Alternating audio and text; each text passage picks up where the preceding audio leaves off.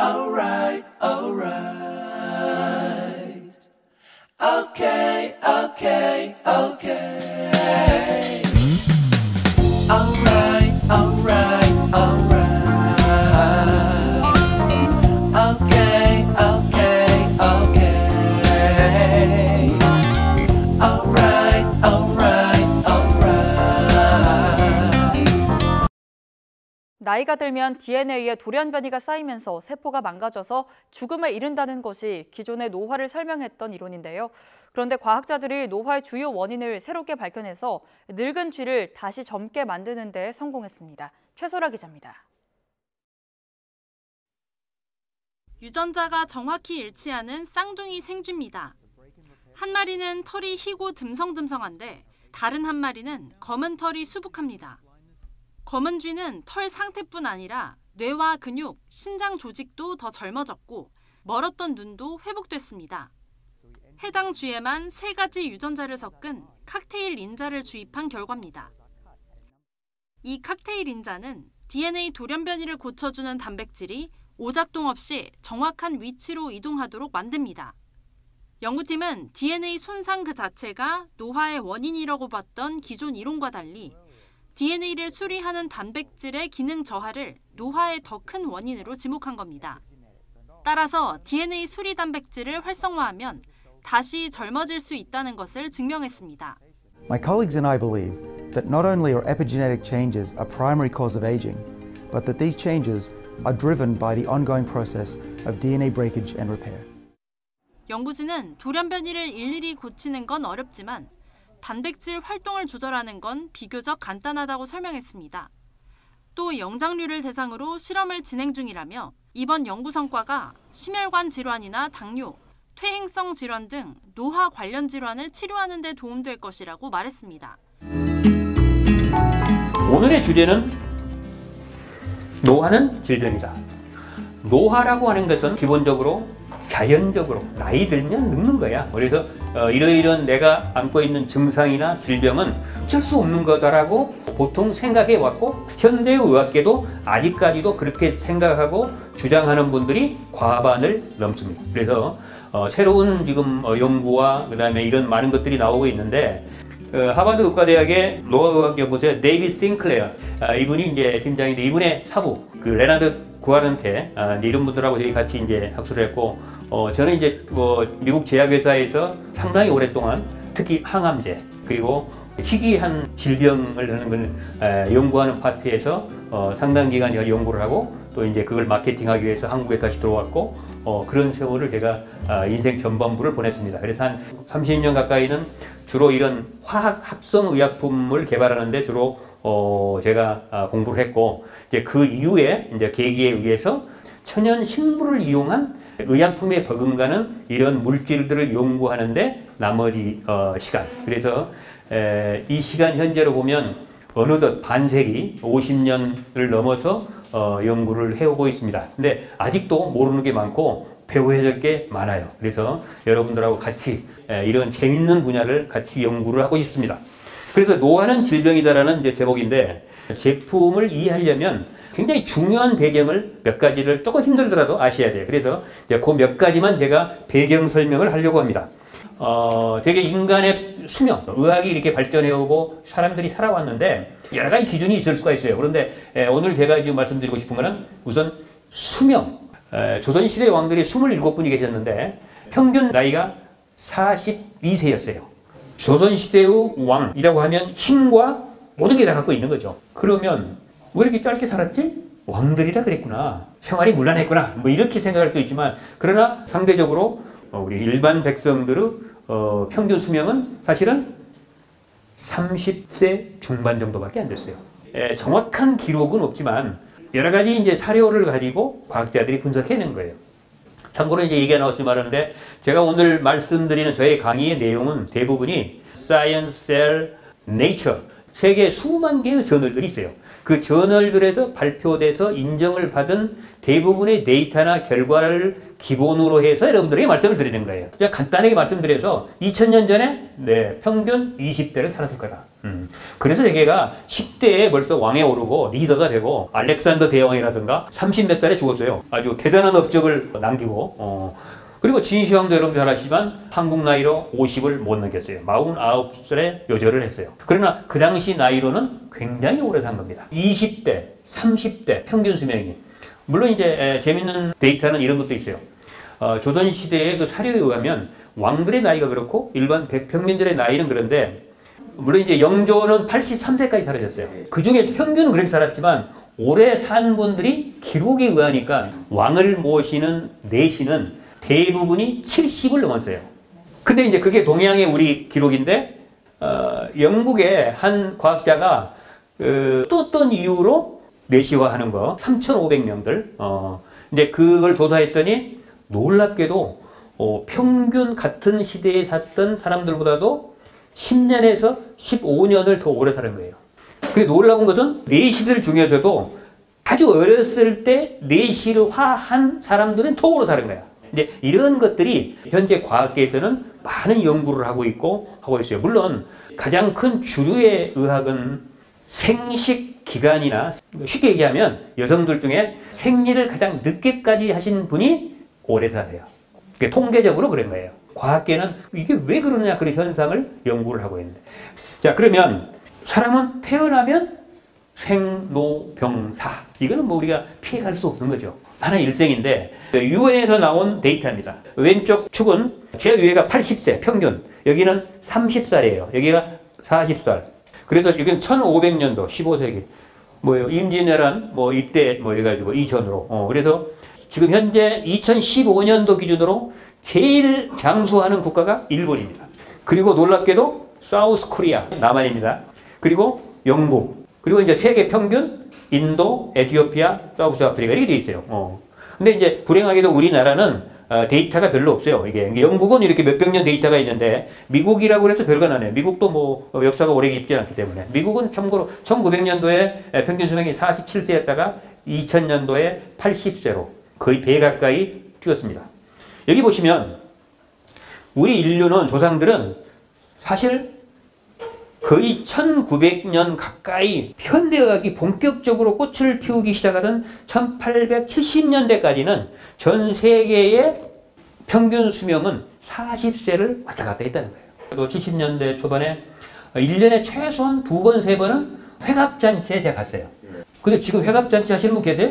회갑이라는 아마 단어도 사라져버릴 것 같아요. 이렇게 놀랍게도 인류의 평균 수명이 100년, 150년 사이에 이렇게 급격하게 증가한 데 크게 공헌한 게 뭘까요? 물, 또 아동사망. 환경이 제일 중요한데 그 중에서도 물을 가자. 그래서 프랑스 같은 경우는 지하수가 엄청 잘 돼 있는 거죠. 그리고 사실은 로마도 마찬가지예요. 로마도 물을 치수를 잘했어요. 중국도 마찬가지입니다. 중국도 2000년 전에 그 유명한 그 뭐 왕이 있는 지부터 하여튼 좋은 시절에 살았던 그때는 치수를 잘하는 분들이. 그러니까 깨끗한 물을 사람들한테 공부한 거죠. 국민들한테. 사실은 결정적인 것은 의학이 크게 결정을 많이 했죠. 전염병, 난치병, 콜레라라든가 천연두, 심지어는 나병 그런 불치성, 난치성 약들은 지금 다 교회입니다. 그래서 현대의학이 이렇게 공헌을 한 것은 그럼 우리가 그걸 인정해 줘야 돼요. 그럼에도 불구하고 한번 현실을 돌아봅시다. 이거는 이제 몇 년 전에 제가 이제 스크랩해 놓은 건데 자식에게도 짐이 된다고. 왜? 나이 들어서 아프니까. 그때 아주 굉장히 사건이 있었는데 뇌암에 걸린 아버지를 아들이 죽였어요. 근데 알고 보니까 굉장히 착한 아이야. 그런데 평범해. 나이 들어서 아파는 이렇게 힘든 거예요.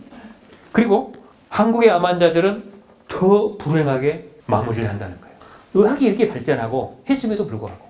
그래서 통계를 보니까 한국 사람들의 평균 죽기 전에 최하 5년에서 15년 동안은 앓다가 죽는다는 거예요. 병치레를 하다 죽는다는 거예요.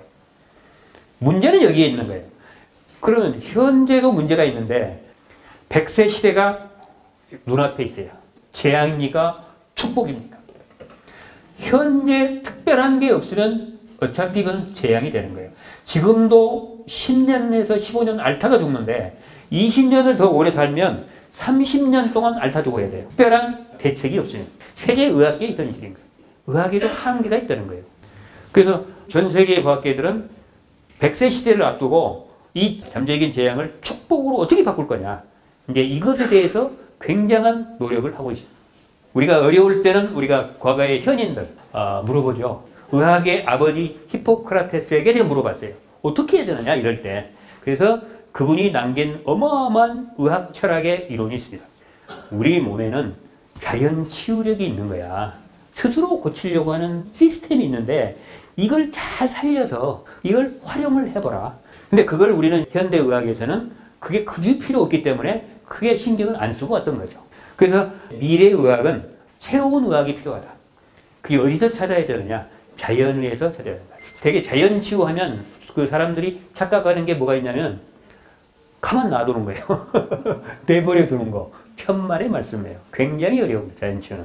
뭔가 해야 되는 거예요. 근데 그걸 우리가 같이 배우는 겁니다. 그래서 오늘 이 제품의 배경은 자연의학을 배경으로 해서 탄생하게 된 거예요. 자연의학이라고 하는 것은 우리 인체에 내재된 자연 치유력을 살려서 단순히 증상을 억제하는 게 아니라 원인 치료에 중점을 두고 질병을 예방하고 건강을 유지한다는 거예요. 다시 말해서 현대의학은 원인보다는 증상을 완화하는데 되게 목적을 두고 있어요. 그래서 그게 우선 좋은데 영원히 고쳐지지 않죠. 이 안에서 최소한 손들어라고 하면 5분 이상은 고혈압약을 먹고 있는 분이 계실 거예요. 또 당뇨약도 최하 7분은 먹고 있거나 먹었던 분이 있을 거예요. 왜? 통계적으로 그런 거니까. 이분들은 죽을 때까지 먹어야 되는 거예요. 현대의학에 의하면. 그러나 우리가 이렇게 약에 노예가 돼서 살아야 되느냐? 그렇지 않을 수도 있다는 거예요. 그게 바로 자연의학이라고 하는 거예요.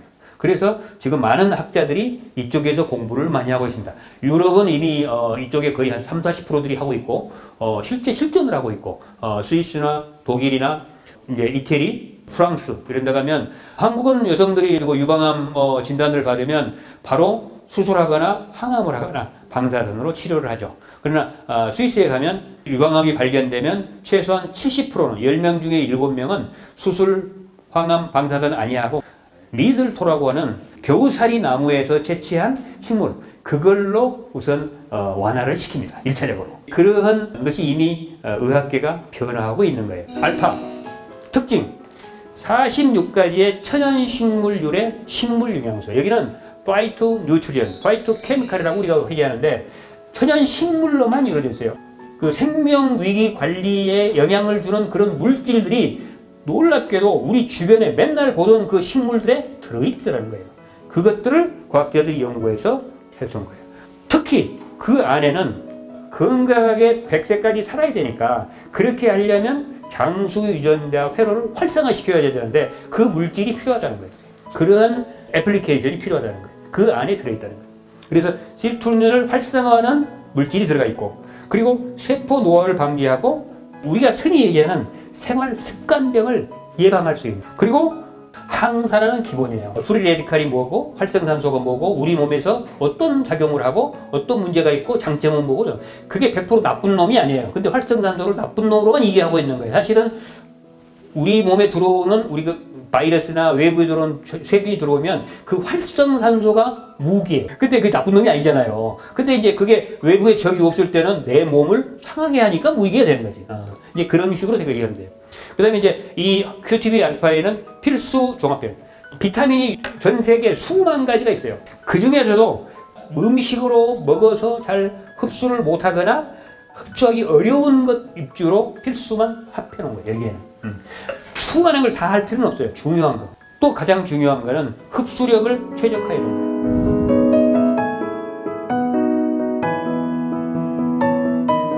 이 회사는 66년 전 회사고 패밀리 회사인데 순수히 저희들이 지향하는 100% 천연 제품. 이거 유럽에 있는 검증된 원료로만 사용하고 있는 거고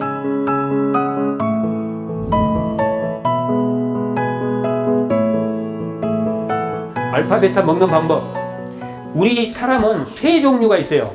건강인, 불건강인, 그 다음에 건강 취약인, 건강약자. 통계적으로 우리들 볼 때는 100% 건강한 사람 15%밖에 안 됩니다. 70%가 불건강인이에요. 그리고 나머지 15%가 건강 취약자입니다. 이렇게 놓고 보면 아주 건강한 사람들은 알파, 베타는 하루에 한 번, 기상 후에 딱 한 번 드시면 되는 거예요. 유지만 해주면 되는 거니까. 근데 자기가 불건강인이다. 그러면 하루에 2번 먹는 게 가장 적정량이에요. 그리고 현재 치료를 받고 있거나 뭔가 심각하다. 이럴 때는 하루에 3번을 섭취해 주는 게 내 몸을 도와주는 거예요. 그런데 이것저것을 떠나서 우리가 이제 물을 풀 때 마중물, 이제 의학적 용어로는 약학 용어로 로딩 도스라고 그래요. 처음에 채워줘야 돼, 빈 곳을. 그래서 첫 달은 대개가 하루 2번 드시기를 제가 권한 거예요. 첫 달만 최소한. 그러면 우리 몸이 돌아가기 시작하는 거예요. 그렇게 하고 그러면 어떻게 먹어야 돼요? 저는 이 제품을 100일을 한 사이클로 거는 거예요. 우리 몸의 60조 세포 중에서 70% 이상 되는 게 뭐냐? 적혈구예요. 적혈구의 운명은 120일이에요. 적혈구가 오늘 태어나면 120일 동안 활동하다가 그하고 새로운 게 태어납니다. 한 회전을 하는 거거든요. 그걸 기준으로 했을 때 100일 정도를 알파, 베타를 먹게 되면 우리 몸에 변화가 반드시 있게 됩니다. 뉴로탑은 2016년 노벨 생리의학상을 수상한 일본 오스미 요시노리 교수의 오토파지 과정 및 유전자 규명의 이론의 바탕을 두고 개발된 뇌기능 개선제입니다. 오토파지는 세포 내에서 유해물질 등을 분리해 새로운 단백질과 에너지를 만들어내는 역할을 하며 암과 난치병 치료에 필수적인 기능으로 알려져 있습니다.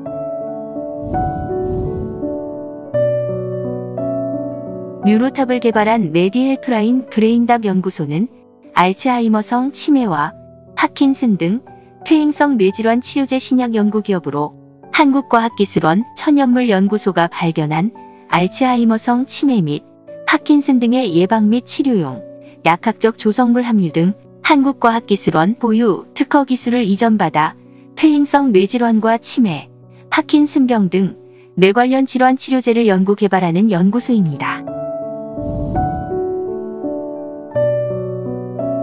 뉴로탑은 식약처로부터 기능성을 인정받은 건강기능식품으로 주요 성분의 기능성 정보는 은행잎 추출물은 기억력 개선, 혈행 개선에 도움을 줄 수 있고 비타민 B1은 탄수화물과 에너지 대사에 필요하고 비타민 B2는 체내 에너지 생성에 필요, 비타민 B6는 단백질 및 아미노산 이용에 필요, 비타민 E는 유해산소로부터 세포를 보호하는 데 필요하다고 허가된 제품입니다.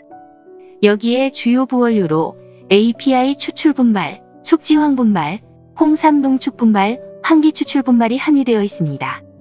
API 추출분말은 퇴행성 뇌질환에 대한 활성기전인 오토파지 기전과 뇌신경 보호 효과를 과학적으로 증명하여 한국, 일본, 미국의 특허 등록이 완료되었으며 SCI 저널에 논문이 등재되었습니다. 은행잎 추출물은 건강기능식품보다 의약품으로 더 많이 사용될 정도로 어지럼증과 이명치료 약제로 허가받은 성분으로 혈액순환 장애의 주요 증상을 완화해주는 효과를 인정받고 있습니다. 이러한 이유 때문에 은행잎 추출물은 약국에서 가장 많이 권하는 혈액순환제 중 하나입니다. 특히 은행잎 추출물의 기억력 개선은 플라보놀과 같은 항산화 물질의 항산화 작용과 뇌 혈류 개선에 의한 것으로 알려져 있습니다. 뉴로탑의 섭취 방법은 아침 저녁 2캡슐씩 하루 4캡슐 섭취를 권장하나 그동안의 임상사례에 따르면 증세가 심한 경우 한꺼번에 4캡슐씩 섭취하여 효과를 본 사례도 있기 때문에 몸 상태에 따라 적절히 조절해 드시면 됩니다. 섭취 중 호전 반응은 증상이 개선되는 과정에서 1, 2주 지속될 수 있으므로 심할 경우 섭취량을 조절하거나 전문의와 상의 후 섭취하셔야 합니다. 주요 호전 반응으로는 불면증이나 우울증 증상이 있는 분들에게 주로 나타나는 증세로 잠이 오고 나른해지는 경우가 있습니다. 이 경우 졸리면 수면을 취하는 것이 좋지만 부득이한 경우 1, 2주 적응 기간 동안은 하루에 4캡슐 정도만 섭취하시기 바랍니다. 그리고 밤에도 잠을 못 자고 정신이 말똥말똥해지는 경우도 있습니다. 이 경우 아침, 점심으로 하루 2회 섭취하고 가급적 저녁 시간에는 섭취를 하지 않는 것이 좋습니다. 2주 후에는 정상적으로 섭취하며 경과를 지켜보시기 바랍니다. 그리고 눈이 충혈되고 눈곱이 심하게 끼거나 머리가 약간 어지럽기도 하고 방귀를 자주 낄 수도 있습니다. 또한 발진 등 피부에 독소가 배출되는 현상이 나타나기도 합니다. 그리고 약간의 변비 증상 혹은 배변량 증가 증상이 나타나기도 합니다. 이러한 증상들은 신체 건강 상태에 따라 건강을 회복해가는 과정에서 나타날 수 있는 증상들이기 때문에 이러한 증상들은 1, 2주 후 대부분 없어지는 호전 반응들입니다. 뉴로탑은 기본적으로 뇌기능 질환 개선을 목적으로 개발된 제품이지만 피부 건선이나 숙취 해소에도 탁월한 효과를 보여준 사례가 있습니다. 오토파지의 뜻이 우리말로 자가포식이듯이 세포 단위에서 퇴화한 단백질이나 불필요한 세포 소기관을 분해하거나 청소하여 정상세포로 만드는 역할이기 때문에 오토파지의 이론에 바탕을 두고 개발된 뉴로탑의 꾸준한 섭취로 건강을 회복하고 코로나 시대에 건강한 삶을 유지하시기 바랍니다.